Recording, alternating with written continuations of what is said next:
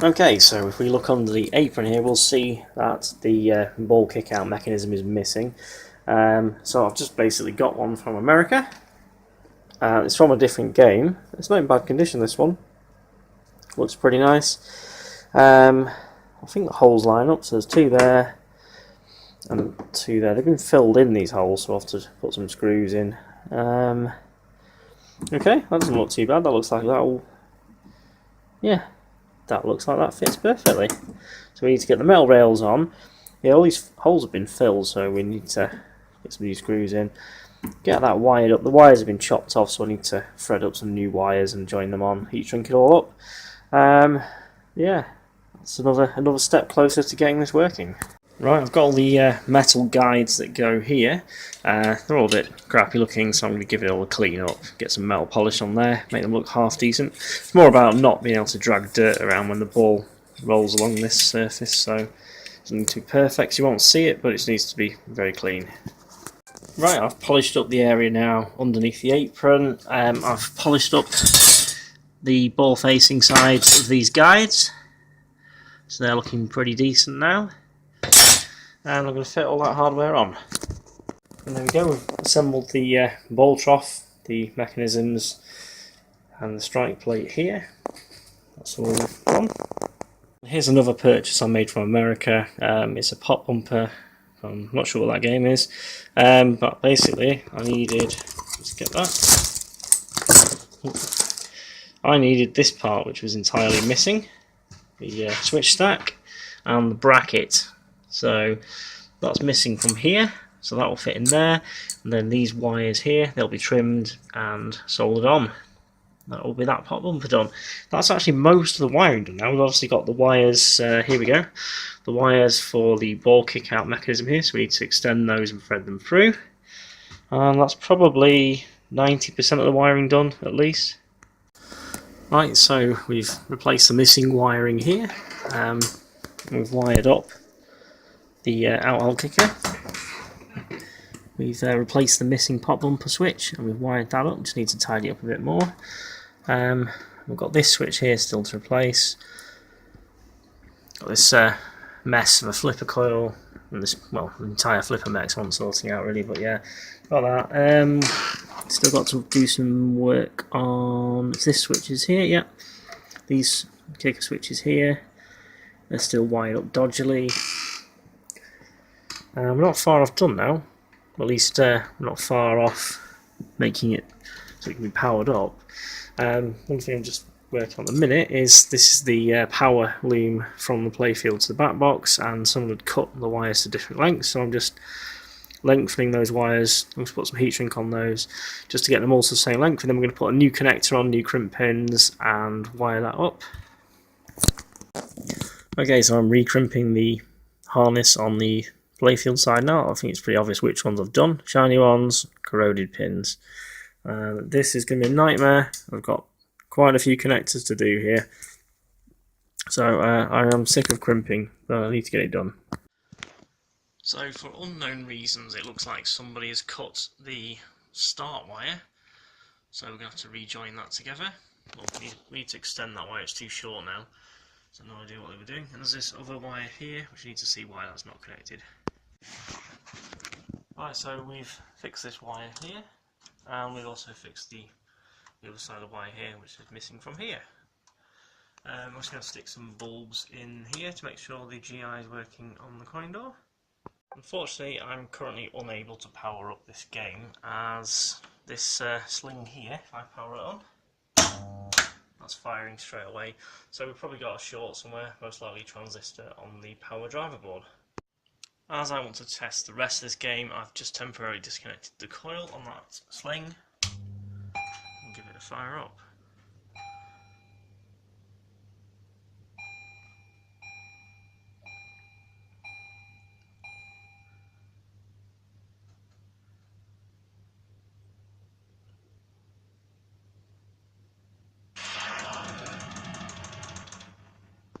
So we can see there's a few faults still. Obviously half the lamps don't work. There's a bit of a scoring issue still.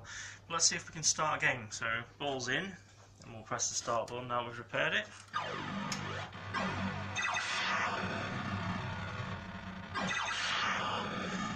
I've not kicked the ball out, so I know that's not working. And it seems to be scoring like crazy. So, oh no, and it seems to have crashed. Let's try it again.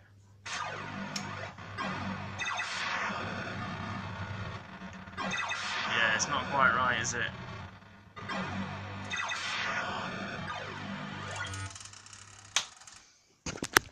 Right, I'll just show you in test mode.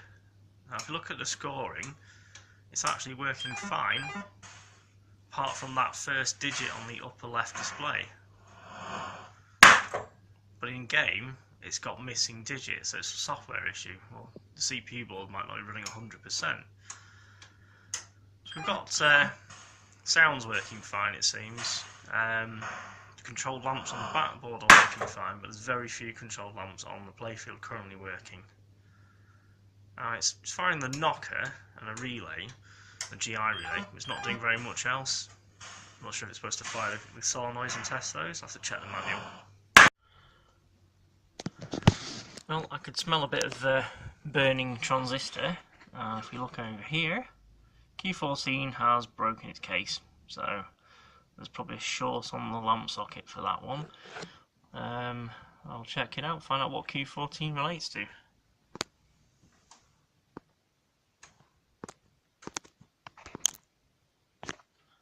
Can't stop.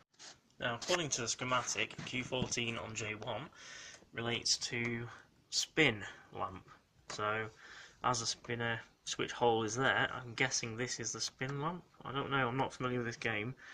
So I'm going to check the socket out on the back of that actually.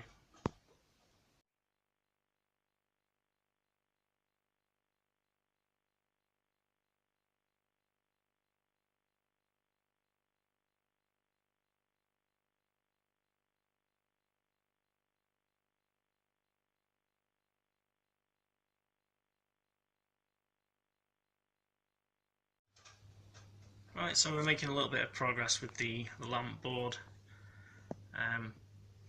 Quite a few lamps working out, but still loads that are not working. Some of these I haven't even checked the bulb yet, so I need to do that. Right, we've got a little bit more progress. Game's actually startable now, and it responds to some switch presses. Let's go over here.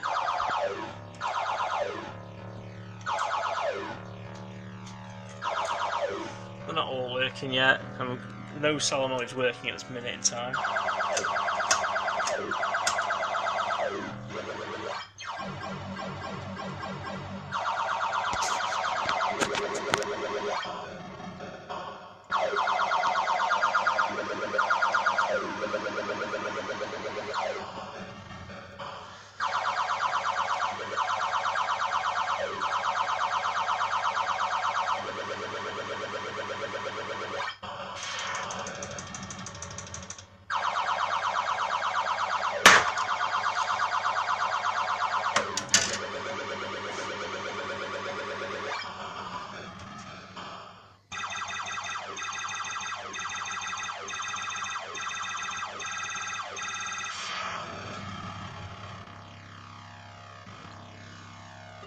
So it seems like it's working. Now if we kick the ball out manually, it goes into the correct sound. So this is a big improvement. So I need to get the solenoids working now because they're completely dead. And we should be able to see a bit more activity.